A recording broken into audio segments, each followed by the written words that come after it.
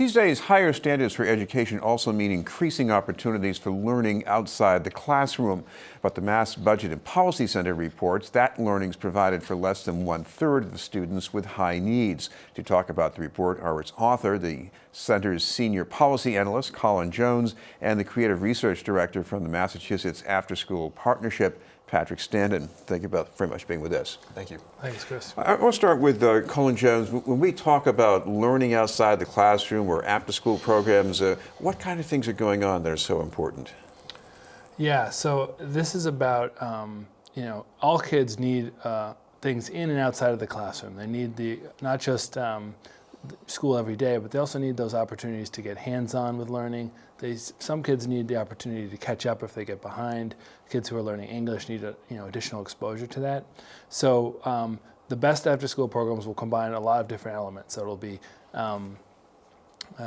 academic support, enrichment, and relationships with well-trained staff that are supporting them throughout. Attorney Patrick, if the students don't have these programs, especially if they're coming back to the neighborhood after school, what's the difference? We find a lot of the research says that kids between the hours of 3 and 6 have the most likeliness of getting to crime, getting to drugs. The achievement gap is when low-income students do not get the requirements necessary as their high-income peers. A lot of students will start achieving less academically over time. Colin, the students, let's say if they don't go to a program over the summer, maybe they lose ground when they come back in September. Isn't that a problem as well? Absolutely, and I think that we think of ourselves in Massachusetts as the top achieving state in education, and in some ways we are. But half of our kids are not reading at grade level by 4th grade, and about half of our 8th graders are not at grade level in math. And so that's not just about it's about providing the supports for them to make sure that they're getting where they need to get. And the summer actually explains a lot of it, because if you're a kid from a higher income background, you might be doing camps or enrichment, or you might be doing travel, or dance and karate, all sorts of excellent things that we want all kids to have. But low-income kids don't necessarily have families that can provide all those opportunities. And so you're going to see, and this has been shown in other research, that the summer is a big driver of achievement gaps. And so if you provide 5 or 6 weeks of structured programming over the summer, you can make a big difference. But it doesn't mean you can stop during the school year. You also need to continue to provide great support during the school year and after school throughout the year. Patrick, I imagine one thing you have to do is to convince people that these programs are effective. How would you make that case? The data is clear. Kids in after-school programs achieve better academically. Over a decade of research has shown that social and emotional learning is improved, increased interest in STEM, English language learners benefit. Especially important for working families. A majority of families have 2 working parents, and 89% of those parents have said in a recent poll they support publicly financed after-school programs, even if it meant increased taxes. Colin, what about the students who have the most advantages out in some of these suburban communities? What kind of out-of-school learning are they benefiting from, you think? Well, I think that the families that have the means are spending a lot more. And so one of the, a national survey was done several years ago that showed folks from the top income 20% are spending about 7 times, or around $10,000 per child, on enrichment out of school, and the poorest 20% of families are spending like around 1/7 of that. And so it's nothing against the folks that can. It's great that they're providing opportunities for their kids. And so it's the question for us is, how do we use public policy and state policy to make sure, not necessarily to every single kid get that level of support, but just to make sure that the kids who could most need it are getting that.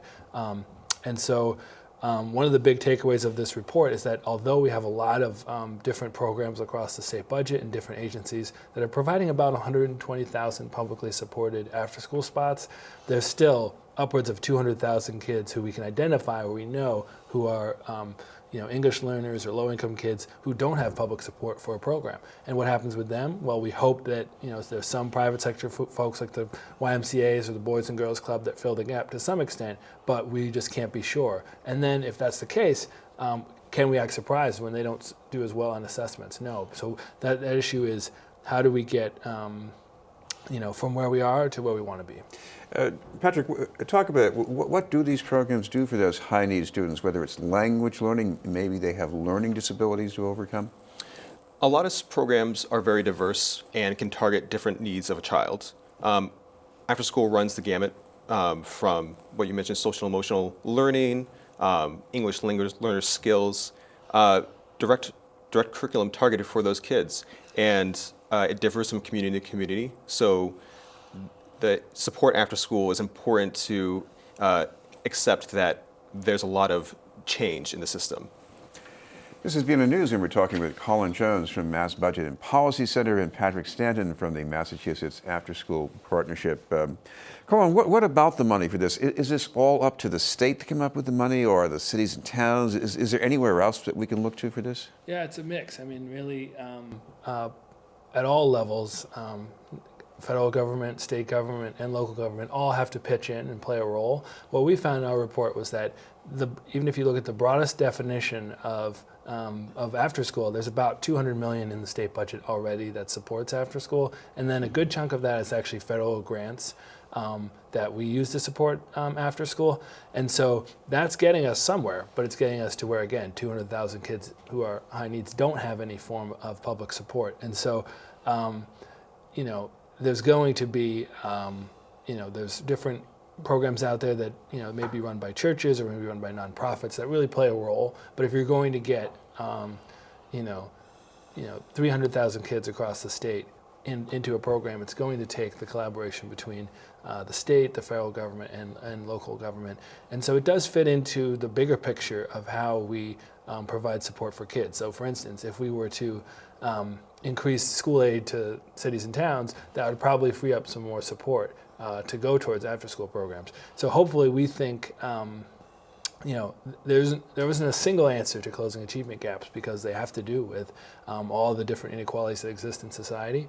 But as far as serving kids, getting them early, say preschool, getting them throughout the year through summer programs and after school, and then making sure that those things connect. So for instance, you may think of after school as, let's just work on homework. But there's many programs that are using it to actually expose students to career skills and opportunities where they're actually getting on-the-job training, they're getting industry credentials. And so we should probably have a broad definition of how we think of out-of-school time. Patrick, I imagine what's also going on in these programs is that these young people are getting more attention from adults, maybe in sometimes a more focused way. How important is that? It's incredibly important. Schools have a lot of resources, but not all the resources. After-school programs help supplement what's going on during the school day, and a lot of that is one-on-one help with. It can be issues ranging from homework. It can be help what's going on at home. Some programs provide a meal. That's really important for some kids to have. We should mention, Colin, you've got this report online, so if people want to check that out, how do they do that? Absolutely. The full report is on massbudget.org, and click on education. And you'll see a bunch of research that we've done on this and other areas. And Patrick, what about the partnership? You've got something online too? Yeah, you can check out massafterschool.org, latest research and information and policy updates on after school. Thank you both, Patrick Stanton and Colin Jones. In a moment, growing opportunities in trades and crafts and how to learn the skills. But first, this message.